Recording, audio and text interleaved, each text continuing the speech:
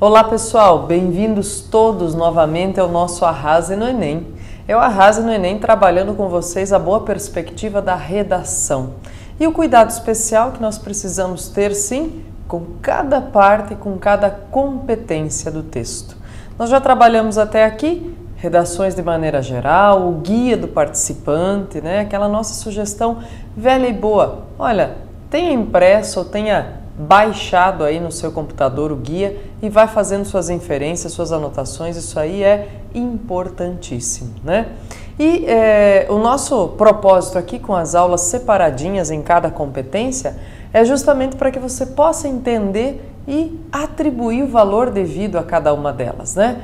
Agora, na aula de hoje, nesta aula, na nossa aula número 7, nós vamos trabalhar com a competência que tem sido o calcanhar de Aquiles dos candidatos às provas do Enem. Por que eu uso essa expressão e por que todos sabem o que significa?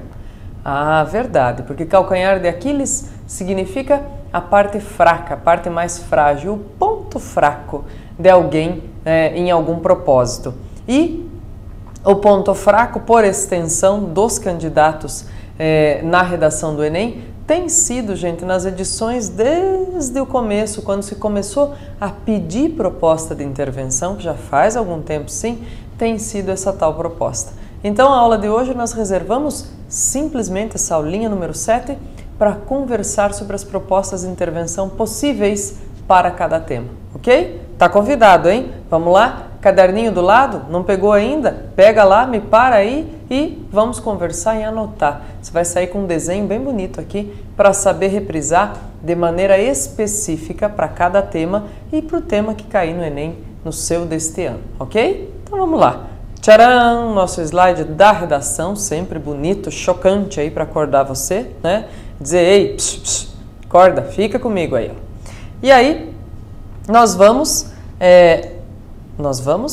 sim, benefícios da tecnologia, e isso, nós vamos ao que deve ter a proposta de intervenção. Pessoal, isso aqui, ó, é de novo, é compilado daquilo que aparece no guia do participante, mas eu quero dialogar sobre o guia com você, tá bom? Então, por isso eu corto esses pedacinhos aqui para a gente ir conversando a respeito e fazer a nossa interferência necessária, certo? Então, veja só, o que diz da proposta de intervenção aí? O quinto aspecto a ser avaliado, né? A proposta de intervenção é a quinta competência. Quinta competência. 200 pontos também aqui, hein? Em jogo. Olha lá. É a apresentação de uma proposta de intervenção para o problema abordado. Por isso, então veja, ele vai retomar toda a construção da sua redação aqui, né? A sua redação, além de apresentar uma tese sobre o tema, que era lá o ponto central, né, o elemento central do tema, apoiada em argumentos consistentes, então tese, ponto de vista, né, além de apresentar um ponto de vista sobre o tema, apoiada em argumentos consistentes, deve oferecer o que vamos ver agora, com bastante cuidado e atenção, a proposta de intervenção na vida social e o que ela significa, né? Essa proposta deve considerar os pontos abordados na argumentação, então ela não pode simplesmente ser algo deslocado, ela tem que ser cabível para aquilo que eu discuti no texto, ela tem que estar imbricada, relacionada aí ao que foi discutido, não pode ser uma proposta maluca, assim, desconectada da discussão. Deve ter vínculo direto com a tese, com o ponto de vista defendido e desenvolvido no texto, coerência com os argumentos utilizados, já que expressa a sua visão como autor das possíveis soluções para a questão discutida.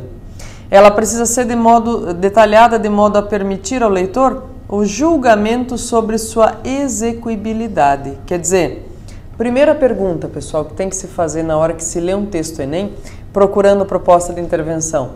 É uma proposta que pode ser executada? É uma proposta que pode ser posta em prática? Ela tem razão de ser no mundo real ou é só para fazer de conta no texto e fica no mundo ideal, né? Então, quanto mais aplicável ela for para o contexto, para a especificidade, melhor é a proposta de intervenção, né? Então, por isso que fala aqui em execuibilidade, quer dizer, ela é executável. Por isso, se você não detalha a proposta, você impede o leitor de avaliar esse item, a execuibilidade. Se não tem como fazer, a gente não sabe como é que você quereria executar, se ela é executável ou não, né? Portanto, deve conter a exposição da intervenção sugerida e o detalhamento dos meios para realizá-la. Nós já vamos falar de um desenho que você tem sempre que se perguntar se aparece na sua proposta de intervenção, tá bom? Vamos lá, mais um pouquinho. Então ele diz, olha, deve ainda refletir os conhecimentos de mundo de quem a redige, a coerência da argumentação, que é um dos aspectos decisivos no processo de avaliação, e é necessário que ela respeite os direitos humanos. Isso sempre é solicitado, pessoal, no Enem. Por quê? Porque, olha, infelizmente a gente tem muitos dissabores, muitas experiências nocivas, até eu diria, na leitura dos textos ou na percepção de algumas proposições, seja de adolescentes, estudantes, seja de gente adulta, que sempre pensa em resolver as coisas explodindo tudo, né? Atirando em todo mundo, matando todo mundo, né? Impedindo que as pessoas tenham acesso àquilo que lhes é de direito, coisas desse sentido. Então, uma das penalidades para quem desrespeita os direitos humanos, para quem diz, olha, por exemplo, a solução é matar todo mundo, né? Dizer, ó, a gente faz o que? Mata todo mundo, mata todos os envolvidos. Diz, opa, peraí, você está desrespeitando o direito à vida das pessoas. Então, desrespeitou direitos humanos, gente, não só vai perder na proposta, como vai ter o texto zerado, né? É uma das condições para zerar seu texto, desrespeitar os direitos humanos, né? E aí por isso que diz, olha, é necessário que ela respeite os direitos humanos, além de ser executável, de ser possível de ser colocada em prática, ela tem que respeitar os direitos humanos. Ela não pode romper valores como cidadania, liberdade, solidariedade, diversidade cultural. Afinal de contas, gente, nós estamos num país democrático. E nós estamos num país democrático que prevê cidadania, que prevê liberdade. Então, dizer, olha, tem que prender todo mundo, né? Por exemplo, se eu fizer uma proposta sobre pessoas que pretensamente, não é nem burlam, mas elas rompem, transgridem a ordem pública porque querem mudar alguma coisa no país, vamos supor, de não, tem que prender todo mundo. Isso não é uma proposta de intervenção bem-vinda num país democrático, gente, como é o nosso, né? Então, cuidadinho especial com essas coisas aí, o jeito de colocar. E também o jeito de pensar, né, pessoal? Pensar que, em lugar de discutir possibilidades, eu quero simplesmente encarcerar quem me incomoda com seu pensamento diferente? Nossa Senhora, que tipo de universitário eu vou ser? Que tipo de cidadão, de trabalhador eu vou ser, né? Ao redigir seu texto, evite propostas vagas, gerais. Busque propostas mais concretas, específicas, consistentes com o desenvolvimento de suas ideias. Antes de elaborar sua proposta, procure responder as seguintes perguntas. Isso aqui nós vamos combinar, pessoal. O que é possível apresentar como proposta de intervenção na vida social? E como viabilizar essa proposta? Bem, eu disse a vocês que vocês iam levar um desenhozinho, iam guardar esse desenhozinho para usar sempre que forem fazer texto de Enem, né? E é bem isso que vocês vão fazer, pessoal. Olha só, eu vou fazer aqui, ó, tá? Os atores envolvidos na intervenção são 3. E é sempre muito bom que haja ações para os 3 desempenharem dentro da proposta de intervenção, tá? Quem são esses 3? Poder público, indivíduo e sociedade. Uau, que beleza! Gente, importante assim, olha, o Enem não pode, aliás, nenhuma proposta de texto pode ser o lugar para o desabafo, né? Para culpar o outro por aquela mazela.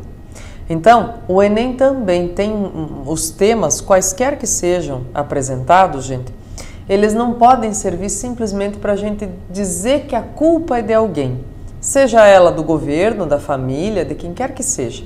Não é o espaço aí, o Enem, para a gente fazer isso, dizer, eu estou procurando culpados. Não, eu estou procurando fazer a reflexão e gerar propostas de intervenção, mudanças possíveis, tá bom? Então, um pedido bem especial. Último parágrafo do texto, último parágrafo da sua redação Enem, é bom que você reserve, tá? Para a proposta de intervenção e nela você apresente ações que podem ser desempenhadas pela sociedade, de maneira geral, tanto faz no setor público, no setor privado, né? Pode ser as empresas, pode ser a mídia, vista aí como metonímia para a sociedade. O poder público, que daí sim é função de políticas públicas pelo governo. O que o poder público tem feito? E o indivíduo, na sua particularidade, na sua individualidade, o que ele pode fazer para dirimir, para minimizar esse problema posto em xeque, posto em questão aí, tá bom? Então, olha só, são os 3 atores que tem que aparecer aqui e você tem que dizer o que fazer, né? Quais são as ações e como fazer. Não vale só dizer assim, tem que fazer campanha de conscientização. Como fazer essas campanhas? O que são elas? Aliás, pessoal, eu quero que vocês tomem um cuidado bem especial. Consciência e educação são aquilo que a gente chama de argumentos de consenso. Tá? Pura e simples, bem simples, aliás, né? Argumentos de consenso. Em que medida? Em que sentido? Gente, são argumentos de consenso que trazem aí para nós uma experimentação, uma ideia que a gente diz assim, olha, eles servem para tudo, né? Eu não tenho dúvida de que qualquer um de nós discutindo sobre algum tema vai dizer, a educação resolve, a conscientização resolve. Na verdade, gente, educação e consciência são pilares, são basilares para qualquer melhora de comportamento. Então, eles não servem como intervenção específica, eles não são intervenção específica, tá? Melhor coisa, gente, a fazer é escrever de fato ações, pode ser dentro da educação, pode ser dentro da conscientização, mas ações reais, ações aplicáveis, factíveis, que não estejam no campo da hipótese da educação ou da conscientização, ou mesmo no campo mais abstrato desses 2 temas, desses 2 itens, tá? Então tenham esse cuidado mesmo, bem tranquilo, bem apurado, para não ter maiores problemas na sequência aí com a correção do texto, por exemplo, né? Olha, nós vamos observar propostas de intervenção e dizer por que elas são boas ou por que elas podem ser melhoradas. A gente vai dar uma olhada nisso, tá bom? E aí, vem assim, diz, olha, seu texto será avaliado, portanto, com base na combinação dos seguintes critérios. Presença ou ausência de proposta, quer dizer, não tem proposta, é 0 na competência 5, né? Proposta com detalhamento dos meios para sua realização ou proposta sem detalhamento. E aí nós vamos ter a sequenciazinha, veja só, gente, ó, igualzinho, ó, de 0 até 200 para a proposta de intervenção. Quem é o texto que leva 200 na proposta de intervenção? É aquele texto que tem uma proposta detalhada, relacionada ao tema, articulada à discussão e que tem o triângulo, gente, sociedade, indivíduo e poder público. E que tem o que e como, tá? Ações concretas e metodologia. Certo? É isso que vai haver numa proposta de 200 pontos. O que acontece numa proposta de 160, gente? Diz, ó, elabora bem a proposta de intervenção relacionada ao tema e articulada à discussão desenvolvida no texto. Mas pode ser que ela tenha apresentado algum truncamento sintático, vocabular. Ela não convence tanto quanto a proposta de 200 pontos. É claro, pessoal, que sabe o que pode acontecer? Se diz assim, poxa vida, num determinado dia, pense você, se você vai ler um texto, você tem percepções diferentes sobre ele. Se você lê num dia ou lê no outro dia. Certamente, pessoal, a diferença desses 200 para os 160 também tem a ver com o conjunto de textos que o corretor pegou no bloco do seu texto e tem a ver, claro, com a percepção do corretor naquele momento. Então, esses 40 pontos aí são às vezes até muito difíceis de a gente dizer assim, o que tem e o que não tem em uma e na outra, tá? De qualquer forma, gente, tirou 160 na proposta de intervenção, vitória para nós, tá? Excelente, ok? Muito bem. Tirou 120, o que é? Elabora de forma mediana. Aqui já dá para perceber a diferença, gente. Ou tem só o que esses 3 elementos aqui vão fazer, ou tem só como fazer, mas nos explica muito bem o que é tarefa de um, o que é tarefa do outro, né? A organização da proposta de intervenção, gente, é muito importante. Precisa aparecer com cuidado, tá? Então, aqui já dá para saber. Mediana, tem percalço aí na leitura do texto, na leitura da proposta. 80 pontos, então, ó. Elabora de forma insuficiente proposta de intervenção relacionada ao tema ou não articulada à discussão. Isso não é difícil de acontecer, pessoal. Às vezes, assim, tem o tema, por exemplo, é publicidade infantil em questão no Brasil. O cara foi lá escrever um texto sobre a publicidade infantil fazendo um recorte, mas escreveu uma proposta de intervenção que tem a ver com o tema, mas que não casa, não fecha a discussão proposta com ele. Entendem o que acontece aí? Aí nós temos uma de 80 pontos, ó. Ela é relacionada ao tema, né? Mas não articula com a discussão desenvolvida no texto. Ela não tem isso. 40 pontos, tem proposta de intervenção vaga, precária, mal elaborada ou relacionada apenas ao assunto. Por exemplo, uma proposta relacionada à infância e não à publicidade infantil. É uma proposta de 40 pontos. E 0, gente, não tem proposta de intervenção, né? É um texto que escrever é muito difícil acontecer, principalmente porque o pessoal tem se ligado muito nessa coisa de que o texto do Enem exige intervenção. Então é difícil de acontecer, mas acontece, né? O pessoal discute, mas não fecha o texto, não diz como e o que fazer para minimizar o problema, tá? Então, olha lá, claro, a gente almeja, a gente está aí pedindo, querendo, trabalhando para conseguir, para alcançar os 160 ou os 200 pontos, certo? Muito bem, olha lá. Esse texto, gente, é a redação do Carlos Eduardo Lopes Marciano, 19 anos, do Rio. Foi divulgado pelo jornal O Globo. E eu compilei esse texto aqui para discutir com vocês o texto e a sua proposta de intervenção, tá bom? Vamos olhar juntos, então? Veja só. O verdadeiro preço de um brinquedo. Ele deu o título na redação do Enem é facultativo, ele optou, né, fez a opção de dar o título. Ok, tranquilo, vamos lá.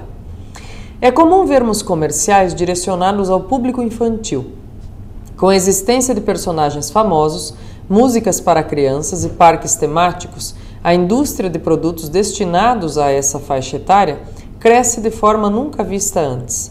No entanto, tendo em vista a idade desse público, surge a pergunta: as crianças estariam preparadas para o bombardeio de consumo que as propagandas veiculam? Eu sei que nós estamos procurando a proposta de intervenção, mas eu vou aproveitar, gente, aqui para conversar um pouquinho sobre a introdução do tema, tá? Do texto. Ele trabalha, eu tenho certeza do tema, quando eu termino de ler o texto, o primeiro parágrafo, eu não tenho dúvida. E mais ainda, pessoal, se a gente tem dificuldade de encadear, de enganchar o desenvolvimento na introdução, é muito legal usar uma pergunta, tá? Que nem tá aqui, ó. As crianças estariam preparadas para o bombardeio de consumo que as propagandas veiculam? Por quê? Obviamente ele vai discutir isso como resposta ao longo do desenvolvimento. Então é um jeito bem bacana, se a gente tem dificuldade de fazer o texto conversar, fazer uma pergunta na introdução para encaixar o restante, tá bom? Fica a dica aí, tá? Vamos lá. Desenvolvimento. Há quem duvide da capacidade de convencimento dos meios de comunicação. No entanto, tais artifícios já foram responsáveis por mudar o curso da história. A imprensa, no século XVIII, disseminou as ideias iluministas e foi uma das causas da queda do absolutismo. Mas não é preciso ir tão longe. No Brasil, redemocratizado, as propagandas políticas e os debates eleitorais são capazes de definir o resultado de eleições. É impossível negar o impacto provocado por um anúncio ou uma retórica bem estruturada. O que ele faz, gente? Ele opta por voltar um pouquinho, né? Ele não vai direto já na resposta à pergunta que ele faz no final da introdução. Ele vai discutir um pouquinho sobre a amplitude e qual a proveniência, qual a origem exatamente da retórica ou do anúncio propriamente dito, né?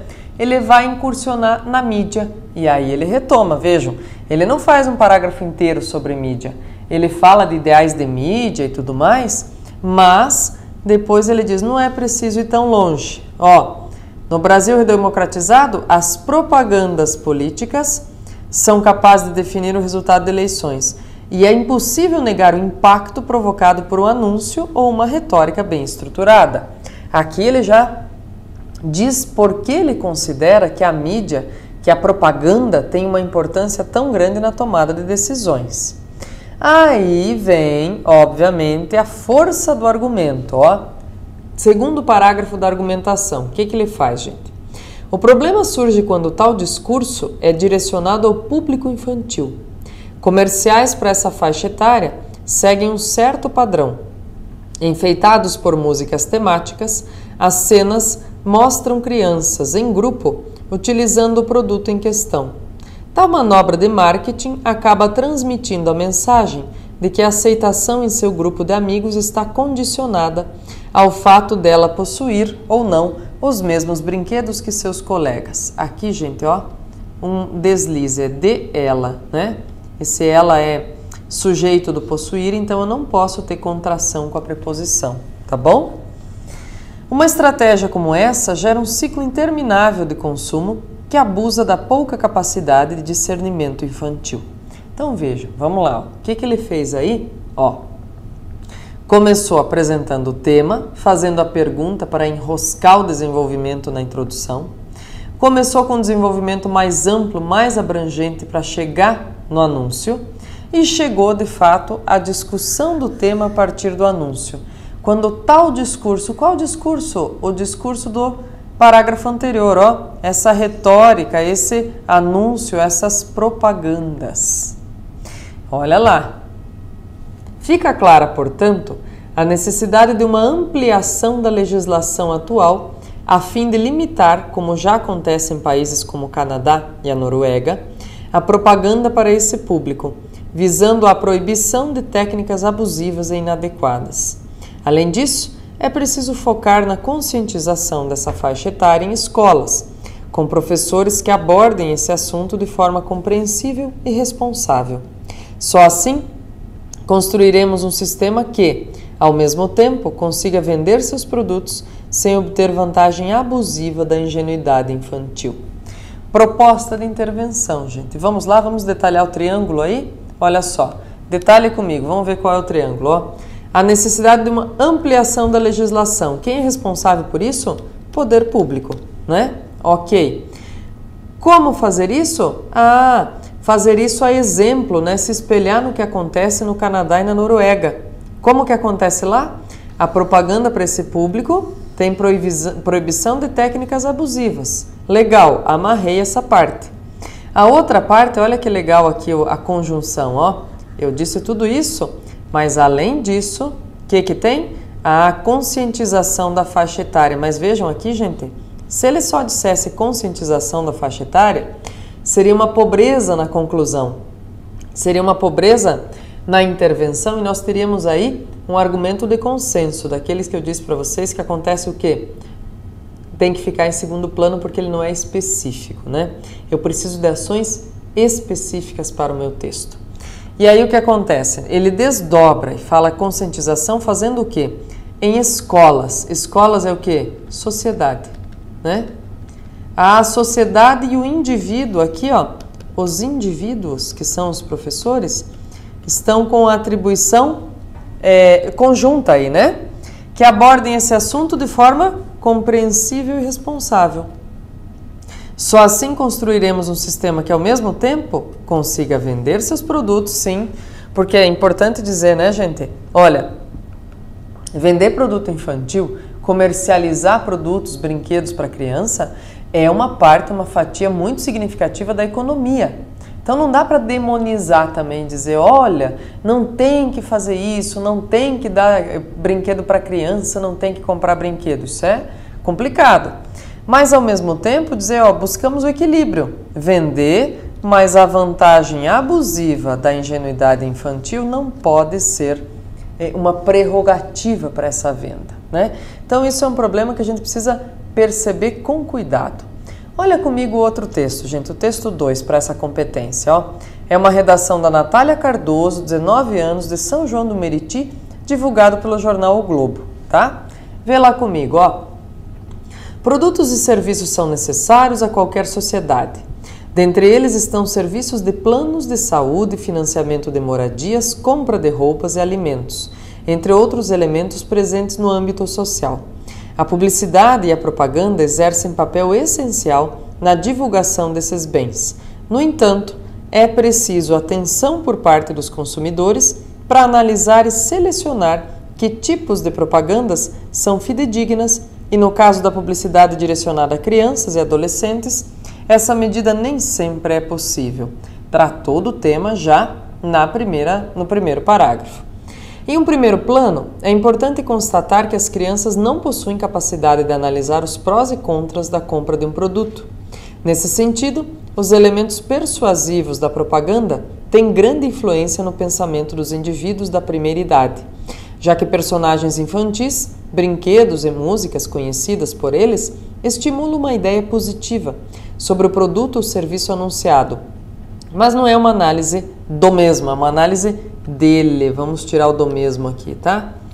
Infere-se assim que a utilização desses recursos é abusiva, uma vez que vale-se do fato de que a criança ser facilmente induzida e do apego às imagens de caráter infantil, considerando apenas o êxito do objetivo da propaganda, persuadir o possível consumidor.